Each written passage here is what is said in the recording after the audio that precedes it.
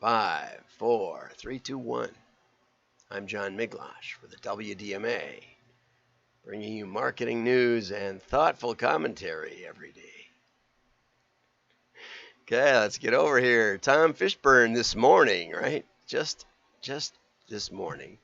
Okay, procurement and partnership. And I didn't understand what this meant exactly because I was thinking about procurement as like ordering office supplies.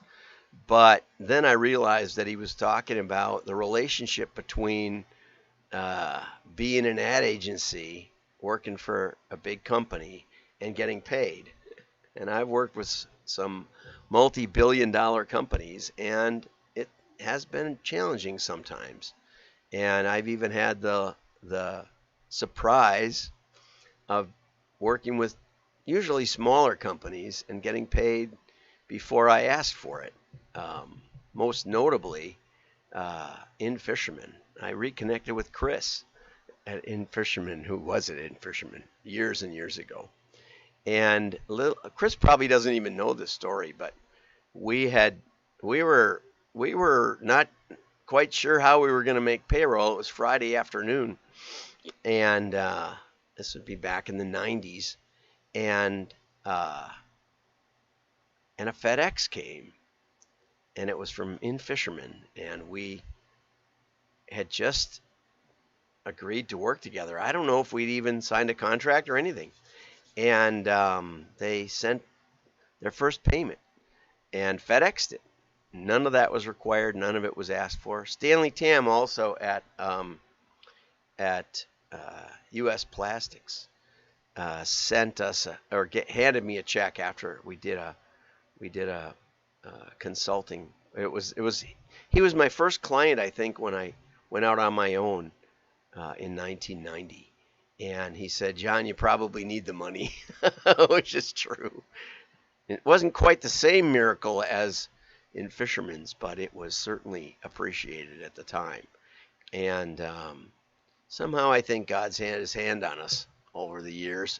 And we've only had a couple of times when we weren't paid appropriately. Of course, it can amount to tens of thousands of dollars or maybe even $1 million. But, somehow we've always tried to do the right thing by our clients. So anyway, Tom is talking about that relationship. The black hole of procurement. An invoice? Sure, just upload it to our system. Yeah, okay. Luckily, most of my work has been done with a handshake. Have you completed vendor onboarding form 16 GST 5XR? It's the same form as the last three, but in a different font, right? But we require it to get paid. Now we're just waiting on 17 VP approvals, right? Yeah. Our payment terms are 120 days after this process finishes. So now you finally finished. Oh, we've just upgraded our system, so you'll have to start all over again. And what Tom's going to talk about is the nature of the relationship between all the teams across the client and agency have a direct impact on the work that comes out. And because oftentimes, the ad manager or the VP of marketing or the CMO or, we did ad pitches where even the president or the owner of the company was in attendance, but you didn't hear from them much after that in the ad agency. You mostly worked with the ad manager at the company, and oftentimes the attorneys or we had a great attorney at Musician's Friend, Dan Smith, and he was one of the best just at figuring out ways to solve problems.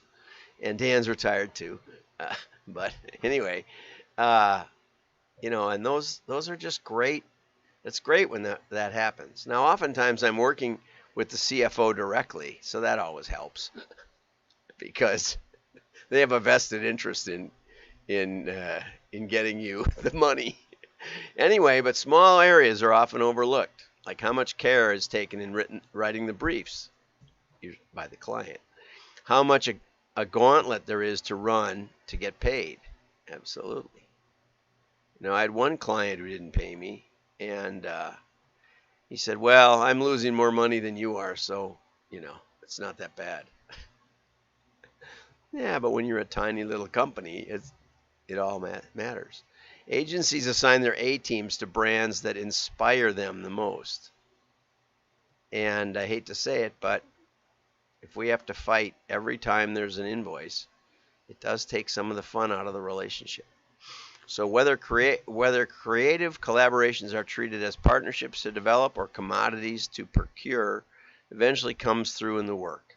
Okay? Too often the procurement role is transactional or even adversarial.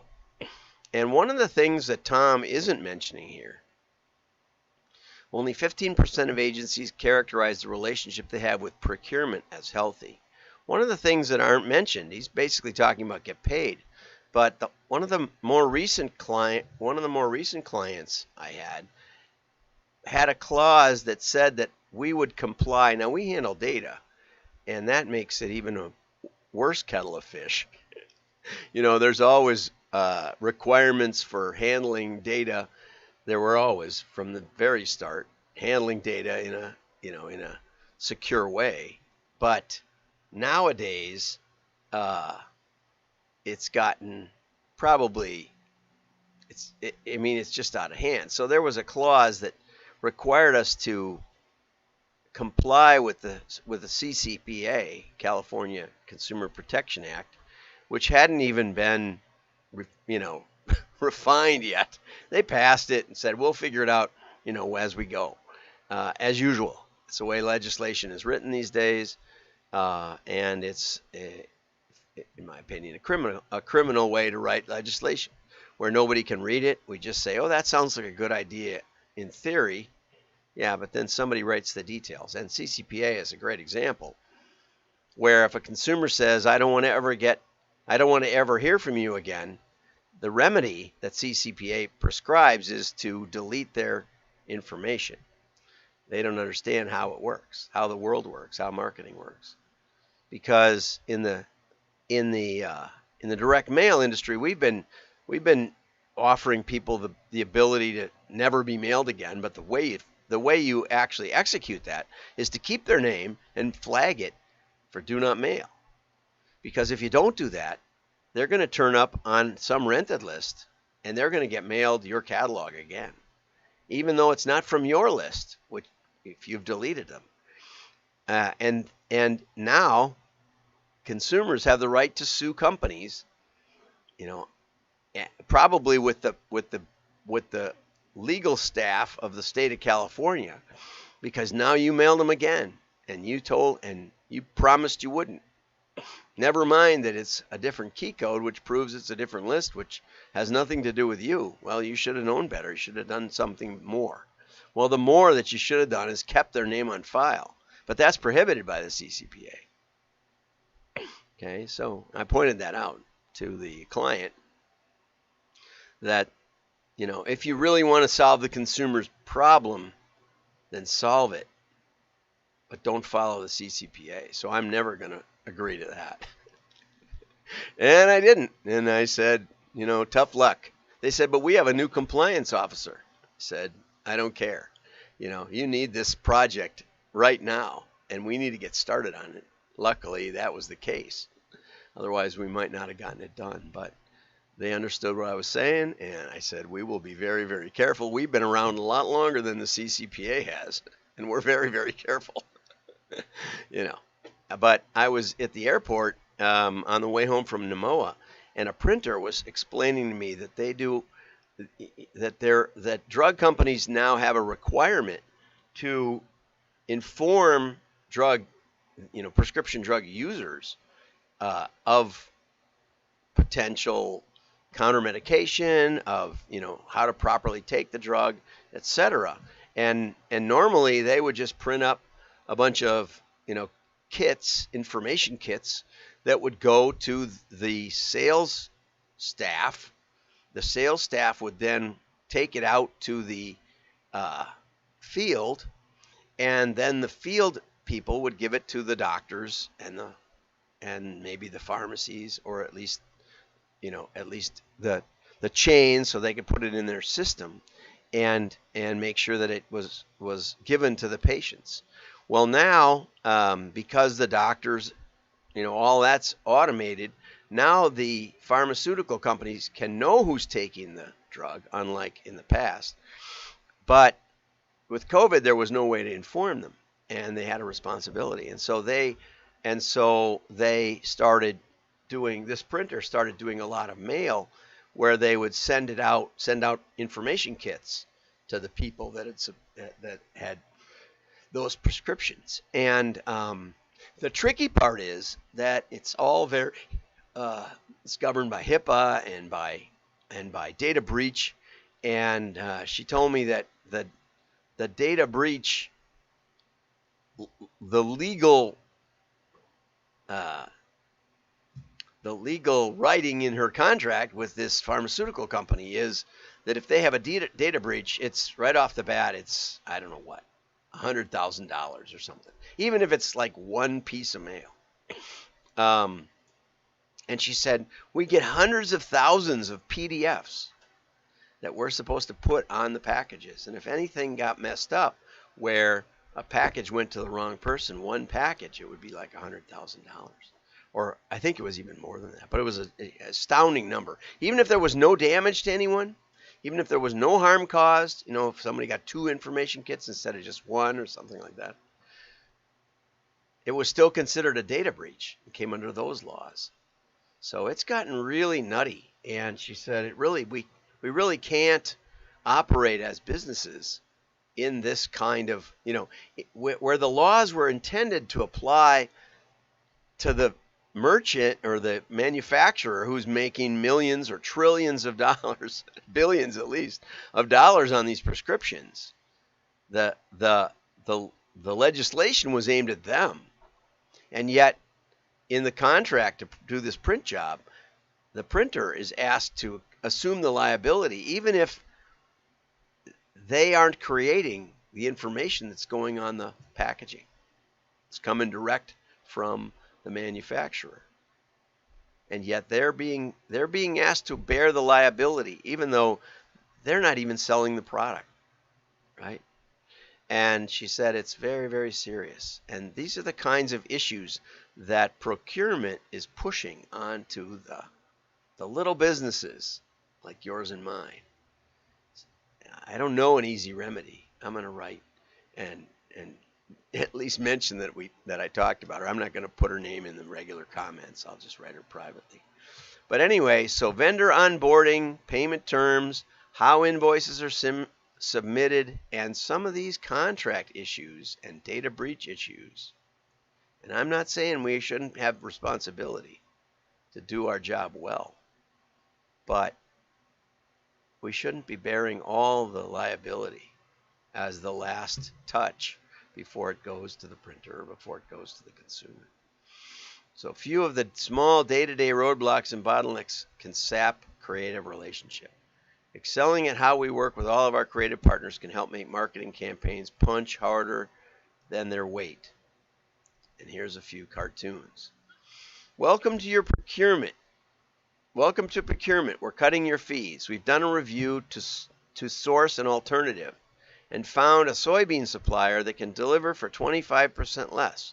But we provide creative services, not soybeans. I'm sure they can figure it out. And that's happened to me quite a few times. The IT department says, well, we can do this. We can do the same thing. And then the marketing people call me and said, well, we gave the contract to our internal people. They said they can do the same thing. I said, did you ask them if they've even asked me what we do? Do they use hundreds of variables, fully transparent? Have they ever done any of this before? We had one IT guy take off a week and put all the data into a brand new Oracle database. Say, see, I did everything the same. Didn't create any new variables, didn't have any procedure for bulletproof pulling names, but he thought he'd done it just the same. I think he quit after that. Okay, the agency brand camp, the agency bid. Now that we've selected your agency as uniquely talented to take our business to the next level, I'll hand you off to our purchasing department to negotiate your rate. Purchasing: soybeans, sugar, cocoa, grain, dairy, nuts, agencies, and other commodities. And that's part of your sales process. Make sure they don't see you as a commodity. And here was a really good one. Here's to a collaborative partnership together. By the way, our payment terms are net 120 days of demoralizing bureaucracy. And oh, can you pick up this tab? Yeah, and I had a client that we helped double in size in 3 years. They were 20-year-old company, and it was, they were 50 million at the start of it, so it wasn't trivial, to make that doubling in 3 years. And we didn't have, everything to do with it, but I think we played a super pivotal role. And when they went public, they said, well, we've taken a little while in paying you on some of these invoices, but we'll clean all that up if you just drop the rest of what we owe you from the contract. And if you don't, we're changing the corporation because we're going public, so you're out of luck.